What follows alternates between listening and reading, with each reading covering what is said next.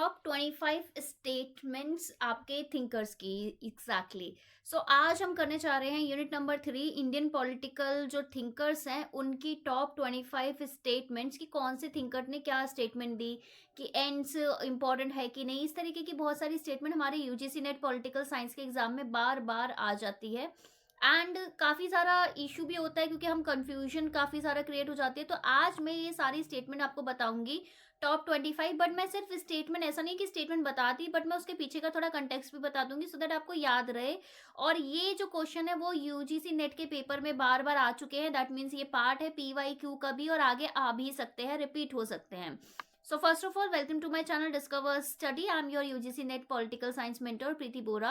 अगर आपको इस चैनल के बारे में अभी तक नहीं पता था और आपको आज वीडियो में आप देख रहे हो तो हमारी 8 बजे डेली क्लासेस आती हैं और आप चैनल को सब्सक्राइब कर ले, नोटिफिकेशन ऑन कर ले, साथ ही साथ आप चैनल एक्सप्लोर कीजिए क्योंकि मैंने हर एक यूनिट के हर एक टॉपिक को डिटेल्ड वे में आपका करा रखा है। सारी प्लेलिस्ट इधर मौजूद है, साथ ही साथ मैंने डिस्क्रिप्शन में और भी प्लेलिस्ट अटैच कर दी है। और कुछ ना जब एग्जाम आने वाले होते हैं तो मोस्ट इंपॉर्टेंट टॉपिक्स या क्रैश कोर्स हो गया या वन लाइनर हो गए, जो फैक्ट्स हैं वो सारी भी मैंने अलग से प्लेलिस्ट बना रखी है, तो आप एक्सप्लोर कर लेना। बाकी ये जो आपको मैं लेक्चर करा रही हूँ इसकी पीडीएफ भी आपको बिल्कुल फ्री में मिल जाएगी। उसके लिए आपको मेरी ऐप डिस्कवर स्टडी की ऐप डाउनलोड करनी पड़ेगी, जिसमें और भी बहुत सारा फ्री कंटेंट है। वीडियो अच्छी लगे डेफिनेटली तो लाइक करना और कमेंट में अपना फीडबैक जरूर देना। तो सबसे पहले हम थिंकर वाइज करेंगे, ठीक है, इस चीज को ऑब्वियसली। सो पहले है हमारे कौटिल्य, जिनका दूसरा नाम चाणक्य भी है, आपको पता है। इनकी ना कुछ स्टेटमेंट है, जैसे कि पहली स्टेटमेंट की material wellbeing is supreme, the attainment of all other goods depends on it. कि भाई भौतिक जो सुख है, क्योंकि ऑब्वियसली आपको पता है इन्होंने लिखी थी अर्थशास्त्र। अर्थशास्त्र का बोलता है basically economics, administration, politics, political economy, इन सबसे रिलेटेड है, आपको पता है। तो इसमें ये बोलते हैं कि देखो सबसे ज्यादा प्रायोरिटी होनी चाहिए मटेरियल गुड्स, यानी कि इकोनॉमी आपकी सबसे पहली प्रायोरिटी होनी चाहिए। और बाकी जितने भी ऑल अदर गोल्स है ना वो किस पर डिपेंड करते हैं कि कितनी आपकी मटेरियल वेलबींग है। अगर आपकी इकोनॉमी अच्छी होगी तो आपकी मिलिट्री अच्छी होगी, आपका डिफेंस अच्छा होगा, आपके लोग अच्छे होंगे, लोगों के लिए सुख सुविधाएं अच्छी होंगी, ऐसा इनका मानना है। दूसरा, ये रियलिस्ट थे, ये भी ध्यान रखना, ठीक है, यथार्थवादी। दूसरे है the Kings happiness lies in the happiness of his subject, और ये बार बार पीवाईक्यू में रिपीट हो चुका है कि भाई देखो राजा है ना, तो राजा का सुख किस में निहित है, प्रजा के सुख में। कि राजा बेसिकली इन्होंने बात की है कि राजा, इन्होंने धर्म का बात किया है कि उनका क्या धर्म है, किस तरीके से आपका पॉलिटिकल एडमिनिस्ट्रेशन कैसा होना चाहिए, आपका जुडिशरी कैसी होनी चाहिए, गवर्नेंस कैसा होना चाहिए। ये बोलते हैं कि राजा का जो हैप्पीनेस है ना वो जनता के हैप्पीनेस में होना चाहिए और इनको एक तरीके से वेलफेयर प्रदान करना फर्स्ट प्रायोरिटी होनी चाहिए।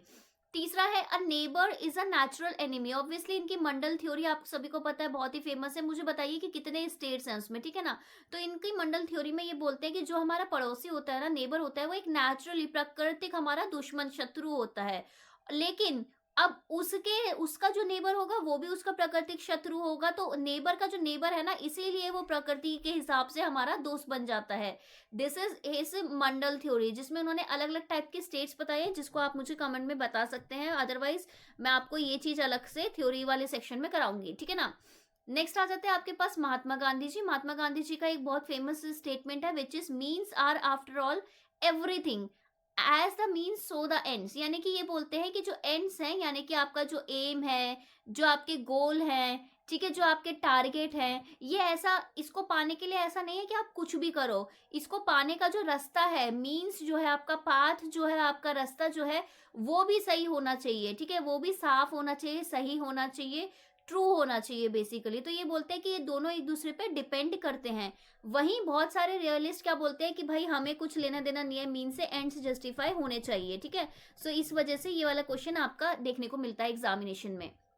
नेक्स्ट है कि आपका जो nature has enough for everyone's need, कि नेचर के पास सबकी आवश्यकता के लिए प्राप्त चीजें है, चाहे हम रिसोर्सेज की बात करें, ठीक है, चाहे हम किसी भी चीज की बात करें, ठीक है, but not for everyone's greed, ठीक है, लेकिन किसी के भी लालच के लिए प्राप्त चीजें नहीं है। क्योंकि अगर मैं बात करूंगी कॉलोनियलिज्म का और अगर मैं बात करूंगी इंपीरियलिज्म का, वो क्यों हुआ, क्या जो कॉलोनियल पावर थी क्या वो गरीब थी, क्या उनमें मतलब प्रॉपर अपनी कैपेबिलिटी नहीं थी, नहीं, बल्कि उल्टा था कि उनका नीड के लिए सब कुछ था बट उनके ग्रीड के लिए उनको कॉलोनीज चाहिए थी, उनको मार्केट चाहिए थी। इस वजह से आपका कॉलोनियलिज्म हुआ है कहीं ना कहीं। नेक्स्ट आ जाता है Swaraj is not just political freedom but a rule over one self. अब इसमें एक तिलक जी की भी स्टेटमेंट है कि Swaraj is my birth right and I shall take it. भाई स्वराज मेरा जन्मसिद्ध अधिकार है और मैं इसे लेके ही रहूंगा। और स्वराज पे गांधी जी की स्टेटमेंट भी है कि भाई देखो सिर्फ पॉलिटिकल, सिर्फ राजनीतिक स्वतंत्रता नहीं है, आपका स्वराज का मतलब होता है अपने ऊपर राज होना चाहिए, यानी कि जो आपकी चॉइसेस हैं वो आप फ्रीली मेक आउट कर सके, सिर्फ पॉलिटिकल, इकोनॉमिक, सोशल, किसी भी तरीके की। तो हर तरीके का फ्रीडम को इकट्ठा करेंगे तब जाके स्वराज आपका कहीं ना कहीं बनेगा। नेक्स्ट आ जाता है बी आर अम्बेडकर जी की स्टेटमेंट है कि cultivate your mind, it is the primary condition of human existence. की भाई सबसे पहले तो ना अपना माइंड सही करो, अपना माइंड को चीजें सिखाओ, ठीक है, उसका विकास करो, क्योंकि ये सबसे पहला शर्त है, पहली कंडीशन है आपकी ह्यूमन एग्जिस्टेंस की। तभी वो बहुत ज्यादा बात करते थे एजुकेशन के रोल की। ठीक है, नेक्स्ट आ जाती है आपकी कास्ट। ये बोलते हैं कि caste is not just a division of labour. Caste का मतलब ये नहीं है कि कास्ट के बेसिस में जैसे पहले होता था कि लेबर की कौन क्या काम करेगा, सिर्फ ये डिवीजन नहीं होता, बल्कि कास्ट ना लेबरर्स, जो वो काम कर रहा होता है व्यक्ति, तो वो लोगों को भी डिवाइड कर देती है, ये इनका बात था। नेक्स्ट है कि history shows that where ethics and economics come in conflict, victory is always with economics. कि भाई देखो हिस्ट्री, इतिहास गवाह है कि जब भी नैतिकता और अर्थशास्त्र का मतलब एक तरीके से कन्फ्लिक्ट होता है ना, युद्ध काइंड ऑफ होता है, तो वहां हमेशा इकोनॉमी की विक्ट्री होती है, यानी कि भाई पैसे की विक्ट्री होती है। तो अर्थशास्त्र वाला ही ये कहीं ना कहीं नोशन हमें देखने को मिलता है। नेक्स्ट आ जाते हैं बाल गंगाधर तिलक। बाल गंगाधर तिलक का बेसिकली स्टेटमेंट था कि भाई Swaraj is my birth right और मैं इसे लेके ही रहूंगा। फिर आ जाता है इनका Swaraj is the foundation and not the height of our future prosperity. इन्होंने बोल रखा है कि देखो स्वराज सिर्फ एक नींव है, भाई नींव है, ये सिर्फ एक स्टार्टिंग है हमारे फ्रीडम की। ऐसा नहीं है कि हम इधर तक ही पहुंच पाएंगे, हमें तो बहुत दूर जाना है, बेसिकली ये वाली इनकी बात है। नेक्स्ट आ जाते हैं स्वामी विवेकानंद जी। स्वामी विवेकानंद जो ऑब्वियसली आपको आप में से बहुत लोगों के फेवरेट होंगे, मेरे को भी बड़े अच्छे लगते हैं। सो इन्होंने एक बेसिकली स्टेटमेंट इनका, arise awake and stop not till the goal is reached. कि भाई उठो, जागो और तब तक मत रुको जब तक आपका लक्ष्य प्राप्त ना हो जाए। बेसिकली यूथ और आप लोगों को भी यही एक मैसेज मेरा है। Next, religion is the manifestation of divinity already in man. कि धर्म क्या है? धर्म मनुष्य के भीतर पहले से मौजूद दिव्यता की अभिव्यक्ति है। कि ऑब्वियसली एक चीज बोलते हैं कि जो इंसान है ना उसके अंदर कहीं ना कहीं अच्छाई है, एक गुड नेचर है, तो उसको बंदर लोग एक्सप्रेस कैसे करते हैं? उसको आप एक्सप्रेस रिलीजन के थ्रू करते हो, क्योंकि कोई भी रिलीजन आपको लड़ना नहीं सिखाता। ठीक है, नेक्स्ट, और जो रिलीजन को एक तरीके से टूल बनाते हैं ना कि लड़ाई का, तो फिर वो फिर अच्छे इंसान है ही नहीं, ठीक है ना। नेक्स्ट हो जाता है नेशनलिज्म। श्री अरबिंदो घोष की मैं बात कर रही हूँ, उनको श्री अरबिंदो भी बोलते हैं। Nationalism is the religion that has come from God. की जो भाई राष्ट्रवाद क्या है? राष्ट्रवाद एक धर्म है जो ईश्वर से आया है, ठीक है, ऐसे इनकी स्टेटमेंट है। Next, freedom is the first condition for growth. कि भाई स्वतंत्रता विकास की पहली शर्त है, ये आप याद रखना।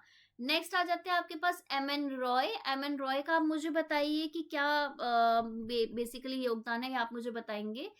इनका बेसिकली आपका स्टेटमेंट है कि radical humanism is a philosophy of freedom. ठीक है, बेसिकली एक सेकेंड, 15 हो गया ना, ओके, लाइक सब कर लेना। कि भाई देखो मौलिक मानवतावाद, ठीक है, बेसिकली रेडिकल मतलब अपनी आवाज उठाना, मानवतावाद का मतलब क्या होता है कि centre of all activity human होगा, ह्यूमन के हिसाब से ही सारी चीजें होंगी। और पहले अगर आप इसे सही से नहीं मान रहे तो रेडिकल वे में हम आपको ये समझाएंगे, यही फिलॉसफी होनी चाहिए फ्रीडम की। Freedom human centric, individual centric होना चाहिए।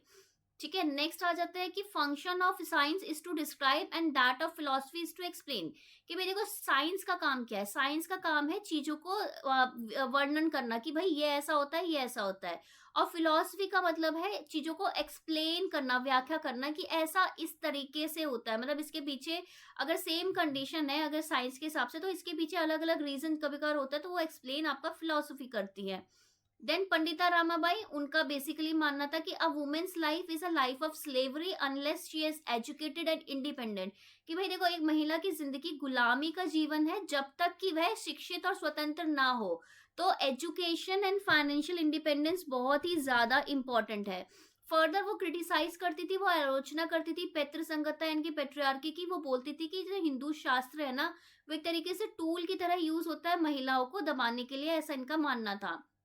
नेक्स्ट राम मनोहर लोहिया का बेसिकली है कि caste is frozen class and class is mobile caste. ठीक है, ये बहुत ही इंपॉर्टेंट है कि भाई देखो कास्ट क्या है, जाति क्या है, स्थिर वर्ग है कि अलग अलग अगर आप देखोगे जाति में के हिसाब से, अगर आप चाहे क्लास के हिसाब से देखो चाहे जाति के हिसाब से देखो, एक सर्टेन कास्ट के लोग आपको अमीर दिखेंगे, एक सर्टेन कास्ट के लोग आपको गरीब दिखेंगे, और इसी वजह से क्लास क्या है, मोबाइल कास्ट है। ठीक है, इस तरीके से इन्होंने बोला है।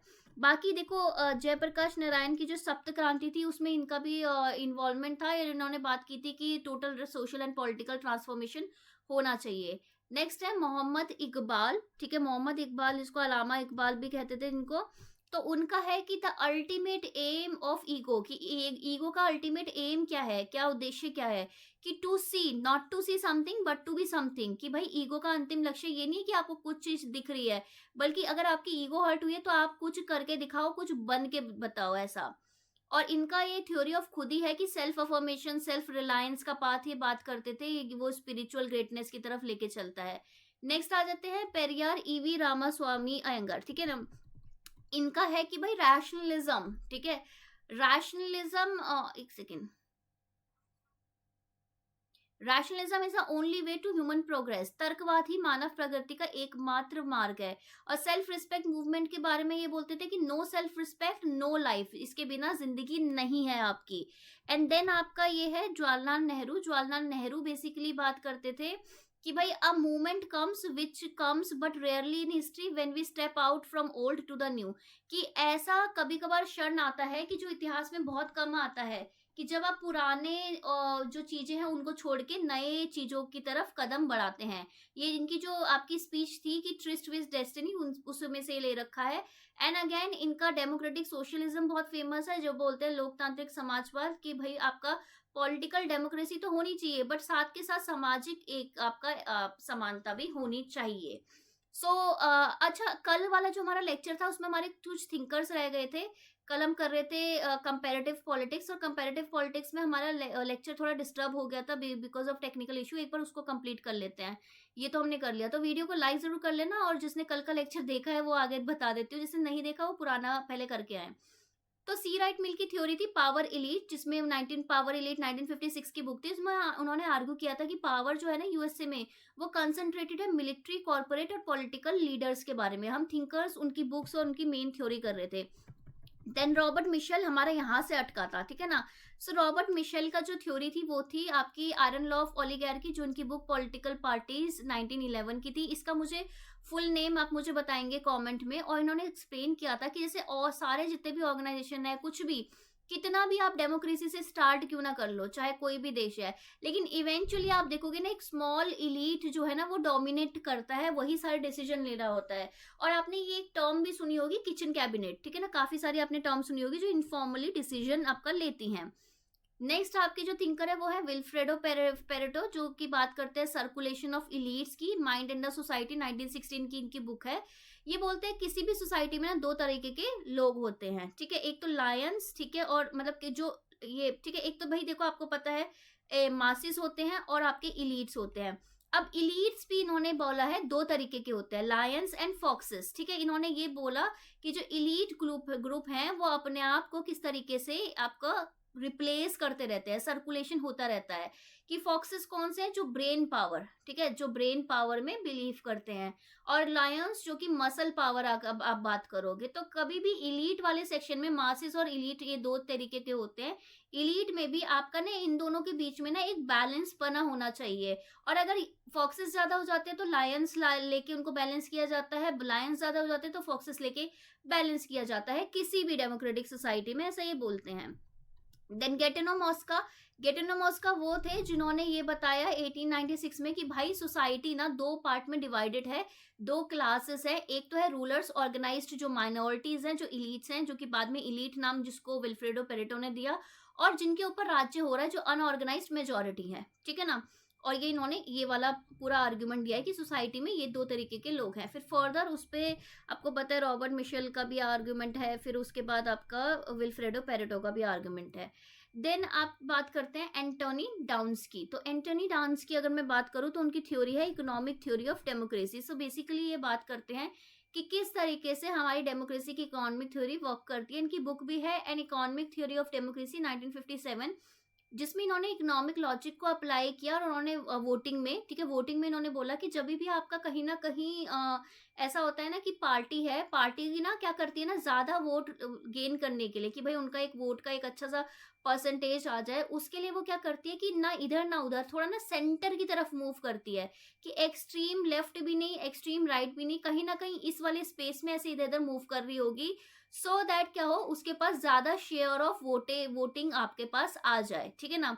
सो ये इन्होंने, आपके एंटनी डाउन्स ने इकोनॉमिक थ्योरी ऑफ डेमोक्रेसी दिया है। सो कल थोड़ा टेक्निकल इश्यू आ गया था, इसलिए मैंने सोचा था कि आज ये कंप्लीट करा दूं। And these were the statements जो कि आपके इंडियन पॉलिटिकल थिंकर्स ने दिया है, जो कि आपके एग्जाम पॉइंट ऑफ व्यू के लिए बहुत ही इंपॉर्टेंट है। सो ये सारा कर लेना, बाकी हम मिलते हैं कल की क्लास में। आज से एग्जामिनेशन शुरू हो गए हैं, बट नेवर माइंड, ये आपका जो लेक्चर है हर क्लास में काम आएगा। चलिए बाय बाय। वीडियो को लाइक जरूर कर लेना, चैनल को सब्सक्राइब कर लेना, कमेंट मुझे जरूर करके बताना कि कल कौन सी वीडियो चाहिए। ऑल द बेस्ट, टेंशन मत लो, ठीक है, ओके। और टेलीग्राम ग्रुप भी ज्वाइन कर लेना, ओके, बाय।